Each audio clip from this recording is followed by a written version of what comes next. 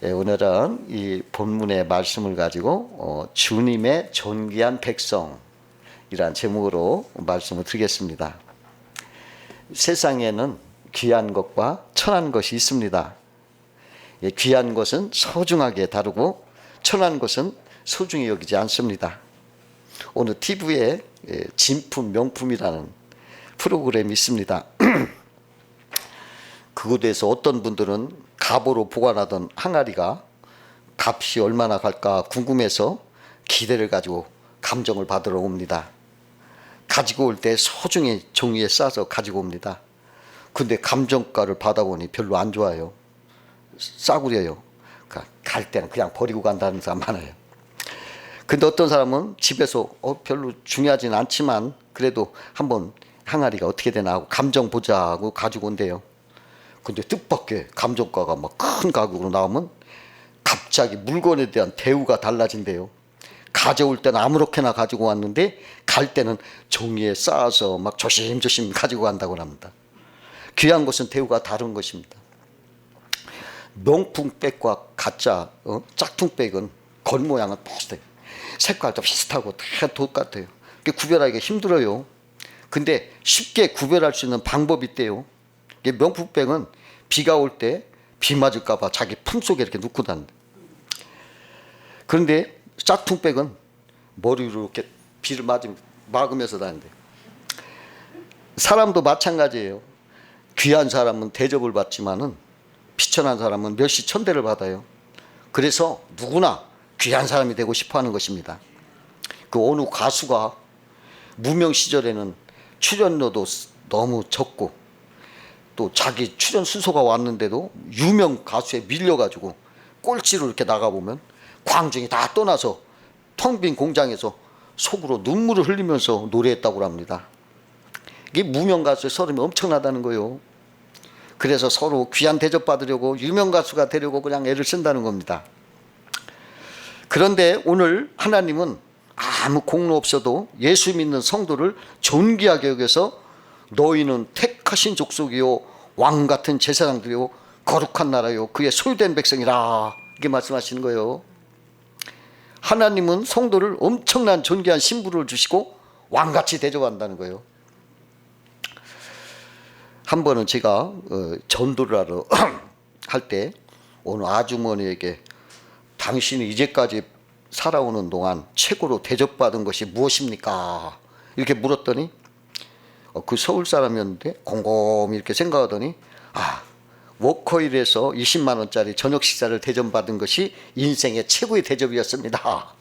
이러는 거예요. 또 시골에 사신 분에게 한번 물어봤더니 그분은 한참 생각하더니 내가 힘들게 일할 때 남편이 수고했다고 말해 주었던 것이 최고의 대접이었습니다.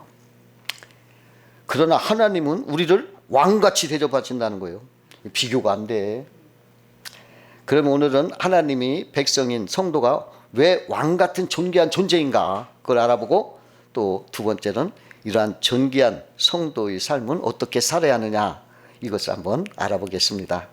첫 번째로 하나님의 성도가 존귀한 것은 하나님의 아들 독생자의 보혈로 대속했기 때문입니다.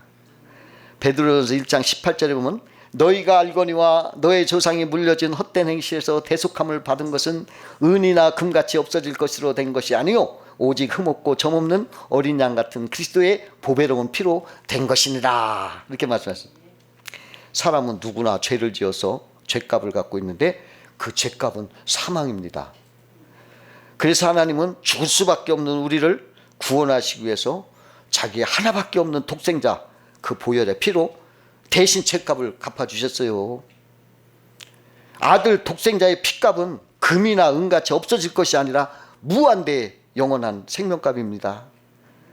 그걸로 우리랑 바꿨으니 성도 값으로 측량할 때 얼마나 비싼 존재입니까? 어마어마한 비싼 존재라는 거예요. 그 독생자의 피로 바꾼 하나님의 값이라는 것입니다. 그래서 존귀한 거예요. 두 번째로 하나님의 성도가 존귀한 것은 하나님의 소유이기 때문에요. 똑같은 물건이라도 누구의 소유에 따라서 값이 달라져요. 유명한 미국 그 가수 엘비스 프레슬리라는 사람은 그 기타 값이요 일반 사람이 쓰던 기타와 비교할 수 없이 엄청난 가격에 팔렸어요. 똑같은 기타인데 다른 사람이 쓰는 기타는 별 가치가 없어요. 그러나 엘비스 프레슬리가 쓰던 기타는 그 주인이 귀하기 때문에 가치가 있는 것입니다. 피카소가 그림을 그리다가 내버린 종이 한 장이 집안 책값으로 팔려요. 왜 그럽니까? 유명한 피카소가 그렇기 때문에요. 피카소라는 사람이 만진 종이기 때문에 그게 귀한 것입니다. 그러니까 하찮은 물건도 주인이 귀하면 그 물건도 귀한 것입니다. 박물관에 있는 물건들은 모두 주인이 귀하기 때문에 그렇게 보관되는 거예요. 세종대왕이 쓰던 벼루가 있죠. 엄청난 값이에요. 그건 값으로 따질 수 없어요. 그 벼루는 세종대왕이 한글을 창제할 때 사용한 벼루이기 때문인 거예요. 또 이순신 장군이 쓰던 칼, 이거 값으로 못 따져. 이순신 장군이 쓰던 것인데. 미국에서 제일로 치는 보물이 있어요. 그게 링컨 대통령이 사용했던 만년필입니다. 그 만년필은 노예 해방 문서에 사인한 만년필이기 때문에 보물이에요, 보물. 미국에서 최고 보물이에요. 그와 같이 하나님의 백성 성도들 왜 존귀하고 가치가 있느냐? 성도는 천지를 창조하신 전지전능하신 만왕의 왕 하나님이 소유하고 있는 너는 내 것이다 이렇게 성령으로 사인까지 했어요. 그러니까 우리가 얼마나 비싸요. 그 어느 유명하신 목사님이 개척교회를 하는데 사람이 없으니까 오늘 할머니가 하루는 수요 저녁 예배에 새로 나오셨어요. 그 얼마나 감사한지 기쁘고 아이고 그냥 사람 이렇게 오니까 얼마나 좋아. 반갑고 좋았는데 근데 예배를 다 마치고 돌아가는데 하필 새로 나오신 그 할머니 신발이 없어졌어. 아이고 이거 그 목사님과 성도들이 막 그냥 아이고 할머니 시험 들까봐 노심초사 막 신을 찾는데 없어 신발이. 그래서 목사님이 할 수 없이 저 구석에 처박혀 있는 때 묻고 낡은 고무신을 들이면서 다음에 오시면 새 신을 사드릴게요 했더니 그 할머니가 그 신발을 보더니 아이고 박수를 치며 기뻐하면서 어머 그것이 내 신발이에요 그러더래. 근데 목사님이 그때 야 자기 것이라고 하면 저렇게 때 묻고 낡아도 아끼고 좋아하는구나 이렇게 생각이 되고 깨달아지는 게 있더래요. 야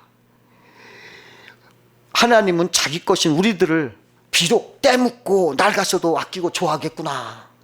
이 생각이 나면서 막 큰 은혜가 넘치더래. 어느 목사님이 젊을 때 방위병으로 군대를 갔는데 그 훈련 기간 중에 잠시 병영에 들어가서 훈련을 한 적이 있었대요.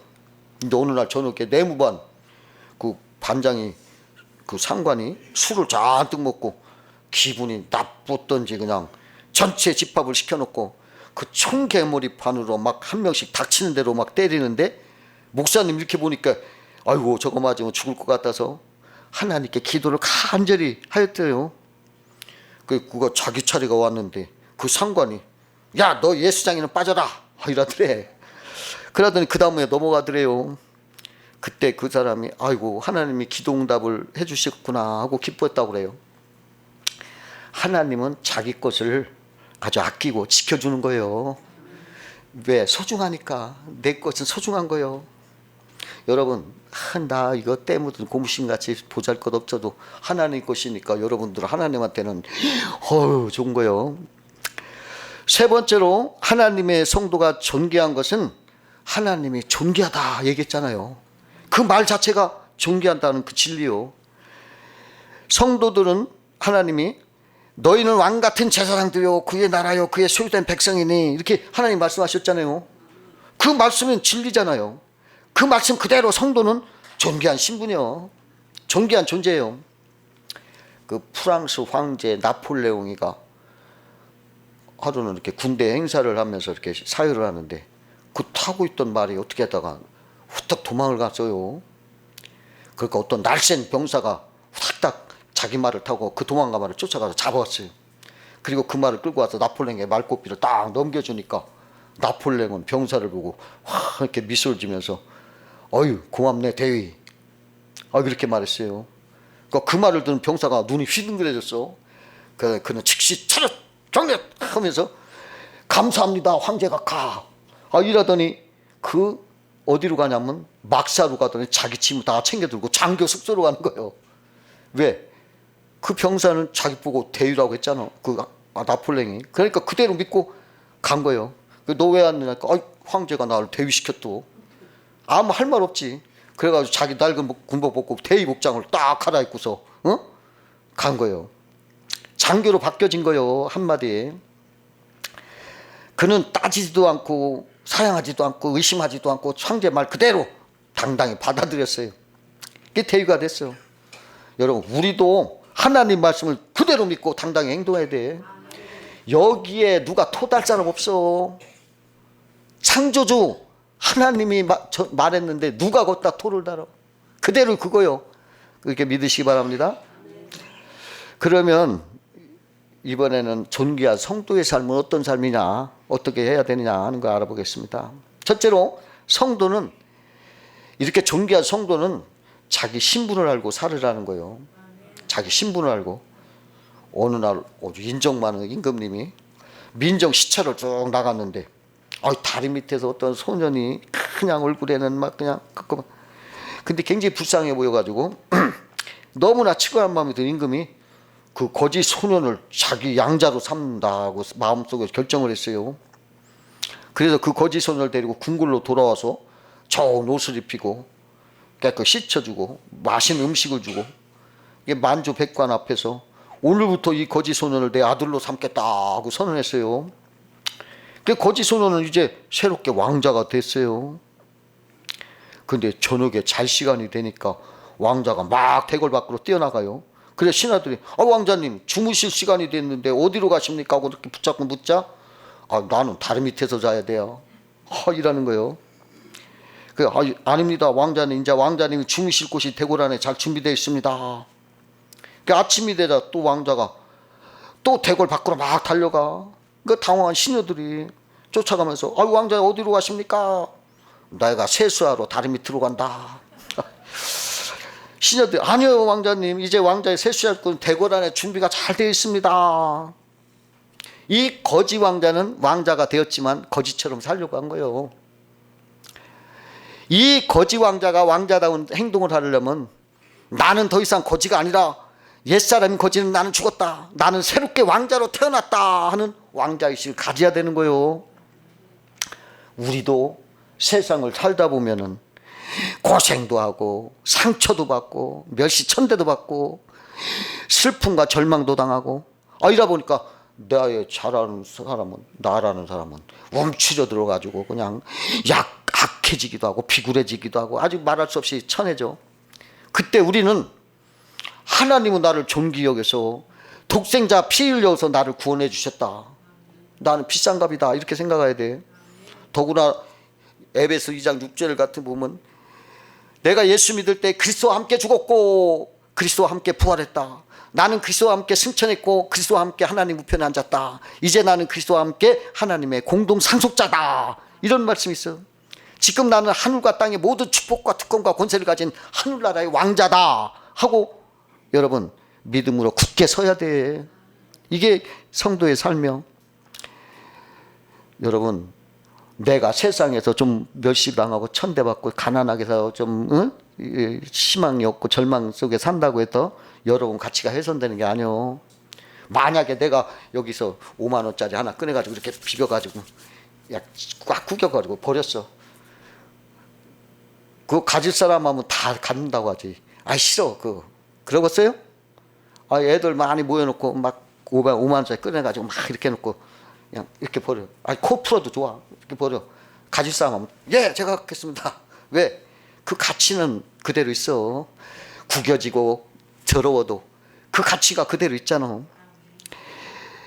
그같이 우리가 이 세상에서 천대당하고 멸시당하고 그냥 이러면서 내가 변한 거 아니오. 5만 원권에 좀 흙이 묻으면 어떻고 침이 묻으면 어떠, 구겨지면 어때요? 그 5만 원 그냥 쓸 수 있어 그대로. 그것처럼 우리들도 하나님이 괜찮은 거요. 똑같은 가치요. 여러분 그거 알아야 돼. 내가 조금 고생해서 천대받아서 나는 나는 병신이야 이러면서 말어. 그건 잠깐 흙 묻은 거요. 잠깐 구겨진 거지. 두 번째로 존귀한 성도의 삶은 주님의 아름다운 덕을 선전해라는 거예요. 베드로전서 2장 9절에 보면 이는 너희를 어두운 데서 불러내어 그의 기이한 빛에 들어가게 하신 자의 아름다운 덕을 선전하게 하려 하심이라 그랬어요. 우리가 예수 믿기 전에는 어두운 사탄 마귀의 종으로 하나님을 대적하며 죄를 지며 살았어요. 그러나 하나님은 우리를 택하여서 죄에서 건져내어 빛으로 인도하여 주시고 은혜를 베풀어 하나님의 자녀가 되게 하셨습니다. 얼마나 감사해요. 그 런던에 프린스 휴거스라는 목사가 있었는데 그 사람이 수많은 사람들의 그 설교를 듣고 회개하고 예수 믿고 병자들은 막 고침을 받고 자살하던 사람들이 새 생명을 얻었어요.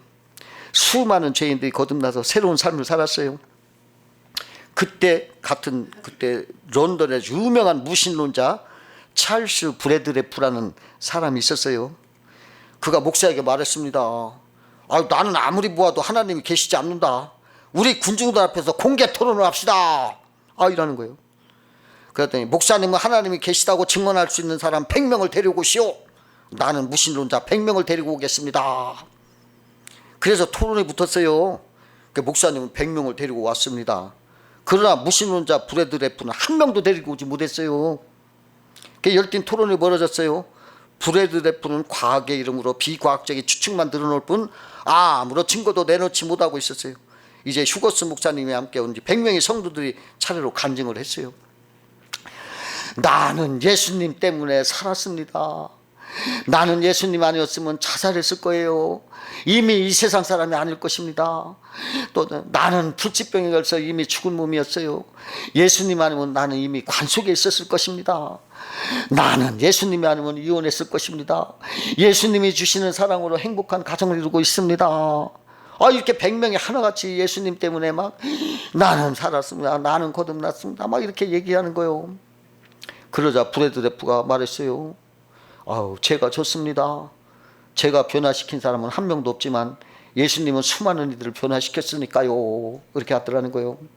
여러분, 하나님 없어. 우리 하나님 없어. 이거 받고 감동받아 변화된 사람 있으면 나와보라 그래. 없어, 하나도. 성도는 여기 나온 것처럼 아름다운 덕을 선전하라는 거예요. 여기 막 나는 이랬습니다. 나는 죽을 뻔했는데 살았습니다. 이런 아름다운 덕을 선전해야 돼. 예수님의 선전 소문을 듣고 혈루병 여인이 찾아왔고 바디메오와 삭개오가 예수님을 찾아와서 새 생명을 얻었잖아요. 오늘날도 성도는 살아계신 예수님의 아름다운 소문을 전해야 됩니다. 넘치도록 선전꾼이 되어야 됩니다. 그래서 많은 영혼을 구원해야 되는 거예요.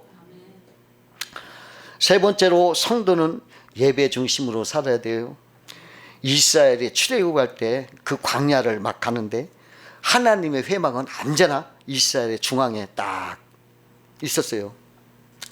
그와 같이 성도들은 삶을 회막을 중심으로 예배를 드리며 살아야 되는 거예요. 그것입니다. 그 카이젤 황제가 독일을 다스릴 때 그 아들 5을 둔 가난한 품팔이 성도가 있었습니다. 그 가난한 쪽은 아이는 5이나 되는데 그 아버지는 품팔이하면서 살았으니까 굉장히 가난하고 먹지도 못하고 살았어요. 근데 하루는 아버지가 그나마 몸이 아파서 일을 못 나갔어. 그래서 그날 저녁도 아침도 굶고 그래가지고 그냥 다들 쫄쫄 굶었지. 이렇게 그러나 끼니를 거르지 않으려면 몸이 아파도 일을 해야 하기 때문에 그 다음날 아침 일을 나가기 전에 아버지가 아이들을 불렀어요. 얘들아 모여라. 가정 예배를 드리자. 그 아이들이 말하는 거예요. 예배를 드린다고 빵이 나옵니까? 얘들아 그러면 안 된다. 예배를 잘 드리면 하나님께서 빵을 주실 수도 있다. 그 예배를 드리고 밖으로 나간 큰아들이 말하는 거예요. 아버지 비둘기가 도망갔어요. 비둘기 한 마리를 기르고 있었는데 비둘기도 먹지 못하고 배가 고프니까 도망간 거예요. 큰아들 말을 듣고 막내 아들이 또 말하는 거예요. 예배 드리면 빵이 생긴다더니 비둘기만 도망갔네. 그래도 아버지는 그런 말을 하면 안 된다 하고 아들을 타일러줬어요. 조금 후에 비둘기가 날라왔어. 비둘기가 온다. 근데 비둘기 입에 다이아몬드 반지가 물려 있어요. 반지다. 막내 아들이 외치니까 큰아들이 야 하나님이 보내주신 거다. 어서 팔아서 빵을 사 먹자. 며칠 굶어가지고 배가 고프니까 빵밖에 생각이 나지 않아. 그러나 아버지는 야, 비둘기가 실수를 했구나. 비둘기가 해서는 안 될 일 했구나. 반지 임자를 찾아줘야 하는데 어떡하냐 하면서 반지를 이렇게 살펴봤더니 반지에 글씨가 새겨져 있는데 카이젤 황제 이렇게 써 있는 거예요. 카이젤 황제가 세수하기 전에 그것을 마루에다 이렇게 빼놓고 세수하고 나서 있는데 그때 비둘기가 그걸 물고 온 거예요. 그래서 그걸 가지고 아버지가 황제를 찾아서 반지를 돌려줬더니 황제가 깜짝 놀라면서 야, 내 나라에 이렇게 정직한 그리스도인이 있다니 하면서 기뻐하면서 엄청난 돈을 주고 토지도 사서 주고 그 가족이 다 부자가 되게 해주셨어요. 그리고서 그 나라 제일 가는 화가를 불러가지고 그 가정에 이 가정 예배를 드리는 모습을 그리고 반지를 입에 물고 온 비둘기를 그리고 거기서 막 하나님을 찬미하는 것을 이렇게 그림으로 그려놓고서 자기 방에다가 걸어놨대요. 근데 그 그림이 지금 독일의 국보가 됐대요. 국보가. 예배를 드리면 복이 오죠. 네 번째로 존귀한 성도의 삶은 기쁨과 기도와 감사함으로 살아야 돼. 데살로니가전서 5장 16절 18절 보면 항상 기뻐하라, 쉬지 말고 기도하라, 범사에 감사하라, 이것이 그리스도 예수 안에서 너희를 향하신 하나님의 뜻이니라 이렇게 말씀하셨어요. 성도는 항상 기뻐하라 하셨어요. 이 기쁨은 감정의 들뜸이 아니라 하나님이 나와 함께 계신다 하는 내적 확신에서 나오는 기쁨이에요. 전능하신 하나님, 창조주 하나님 나와 함께 계신구나. 완전한 그분 나와 함께. 옛날에 성 임금이 와서 있으면 깃발을 다 올려놔. 성에 임금이 있다는 거예요. 언제나 기쁜 깃발을 올려. 그것처럼 우리들도 왕께서 내 안에 계시다. 기뻐하는 거예요. 그걸 말하는 거예요. 항상 기뻐하는 것은 하나님이 나와 함께하는 내적 기쁨이에요. 그게 기쁨이 흘러나오는 거예요. 또 쉬지 말고 기도하라 그랬어요. 이 쉬지 말고라는 말은 단순히 막 이렇게 그냥 너블너블 기도하라 그런 뜻이 아니에요. 하나님의 영적 연결을 끊지 말라, 교통을 끊지 말라는 거예요. 기도는 단지 말로만 요청이 아니라 한행과 영혼의 지속적인 호흡을 하라는 거예요. 숨을 멈추면 생명이 끊어지듯 기도를 멈추면 영이 메말라져요. 따라서 쉬지 않는 기도란 항상 하나님의 임재를 의식하며 사는 삶이에요. 하나님. 운전 중에도 하나님, 일터에서도 하나님, 고요한 순간도 마음속 깊이 주님 나와 함께 계시죠. 그냥 주님과 이렇게 교통하는 거예요. 그 로렌스 형제가 그랬잖아. 막 그릇을 닦으면서 이 그릇처럼 나도 깨끗게 해주소서. 소금 맛이 되게 해줘서. 이게 생활 속에서 언제나 끊임없이 항상 쉬지 말고 기도하는 거예요. 여러분도 그렇게 하세요. 언제 어디서나 주님 내 마음에 고통이 있사오니 좀 함께 좀 치료해 달라고. 내 마음에 슬픔이 있사오니 하나님 함께해서 이것 좀 없애달라고. 항상 나의 모든 걸 주님과 함께 교통하시는 그걸 말하는 거예요. 쉬지 말고 기도하나. 그 다음에 범사에 감사라 그랬어요. 범사는 좋은 일이건 나쁜 일이건 어떤 상황이라도 감사하라는 거예요. 어떠한 결과의 보답으로 감사하는 게 아니에요. 그게 뭡니까? 하나님이 지금도 이런 일에 주권적으로 일하고 계신다 하는 믿음의 고백이에요. 내가 지금 나쁜 일을 당했어. 그냥 화가 나지만은 감사하래. 어떻게 감사할까? 아니요. 하나님이 이 일을 주관적으로 하고 계셔. 하나님이 합력해 선을 이루셔. 하나님이 나한테 좋은 걸 주실 거야. 하나님이 이것을 역사해서 나를 다듬어 주시는 거야. 이렇게 믿어야 돼. 전지전능하신 분은 참새 한 마리가 땅에 떨어진 거 가지고 하나님이 주관하시니까 여러분 그것도 감사하고 우리 머리카락이 셋인 하나님께 감사해야 돼. 이렇게 감사하다 보면 내 시선이 현실에서 하나님께 돌아가. 그러면서 불평의 마음도 찬양의 마음으로 바꿔주시는 거예요. 이게 영적인 힘을 주시는 거예요. 여러분 성도를 향한 하나님의 뜻은 기쁨, 기도, 감사요. 하나님이 나와 함께 하시고 하나님이 내 모든 걸 주관하시고 하나님이 내 모든 걸 함께 하신다 하고 여러분 그렇게 사시는 여러분 되시기를 주의 이름으로 축원합니다. 기도하